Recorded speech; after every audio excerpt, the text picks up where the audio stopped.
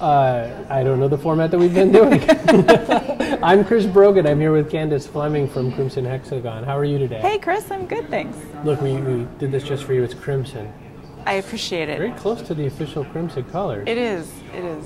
Tell me a little bit about why you're here. It seems that listening is in vogue, and you've got the cooler of the kinds of products that do that sort of thing now. What's going on, and why did you show up here to the Marketing Summit? Yeah, well, I think we fundamentally believe that there's so many conversations out there now that there's no excuse not to listen.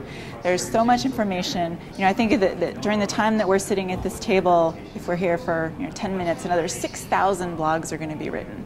And we feel like it's very difficult for people to stay on top of all of that information. And so what Crimson Hexagon does is we can summarize in blogs or forums the opinions that people are expressing. So we can really kind of make all that information accessible to you. So tell me a little bit about when you get that information, when you first get that information, how do you show people how to process that into what else they're doing? How do you show them this is part of what they're doing as a communications team for a company? Well, I'll tell you that in many cases they're trying to do something. They're trying to listen. They're kind of. Someone was giving me the analogy earlier today of the Lily Tomlin switchboard operator who's kind of like trying to hear what everyone's saying in those conversations.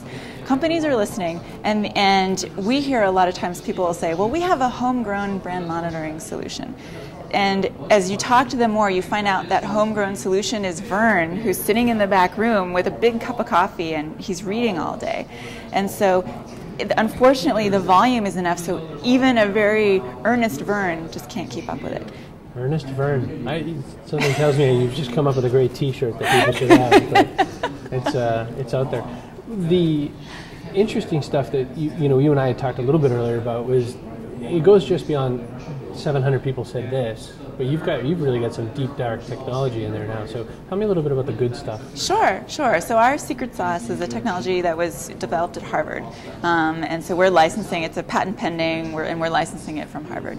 And essentially, what it allows you to do is go in and really define the question that you want to ask, and then the opinions that you want to track. So, for instance, if I'm the brand manager for the iPhone, and I want to know not just do people like my product or not like my product? What are they really saying about it? And so we can tell you that of the people who talked about your product today, 23% said they love the third-party apps the best, or 15% they said they really love the internet connectivity of the phone, or correspondingly, we're doing some great monitors right now on the presidential and vice presidential candidates, and so some of the dirt that it's not like one person dishing the dirt. It's like thousands of people saying their biggest concern about Palin is her policy knowledge or her ethics, and we can actually tell you which of those issues are more important to the population as a whole.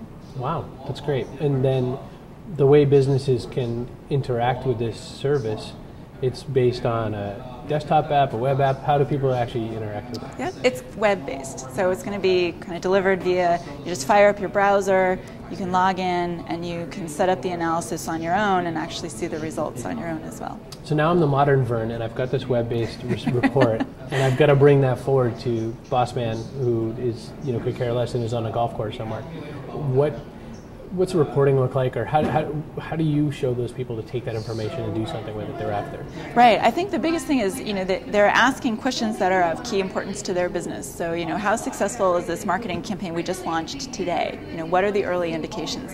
Take that and go and say, look, we think that this advertising channel that we picked, or the keywords that we picked, or we need to kind of reconfigure things so you can actually react to the messages that you're getting back from the market quickly enough that it's not 6 months later. It's real time, moving at the speed of opinion, so that you can actually you can make the knowledge actionable because it's so timely. I love that part. I love the fact that we're going to shift from that everybody getting Google alerts on their BlackBerry to something a lot more dynamic, a lot more nuanced, and as you said, it makes it much more actionable because you can get there a lot faster. Right.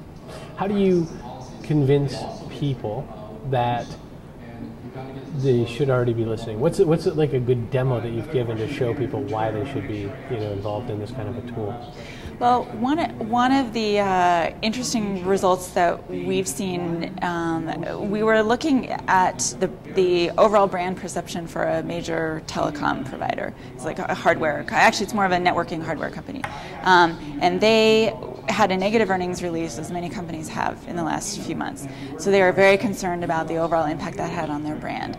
Well, as it turns out, at the same time, they launched it was around 9/11 when they made the revised earnings, and they launched a campaign. Actually, one of their employees posted something on a blog about how back in the real 9/11, this company had really stepped in and kind of contributed to getting New York back up to speed, back involved in things, and really got the infrastructure up and running again.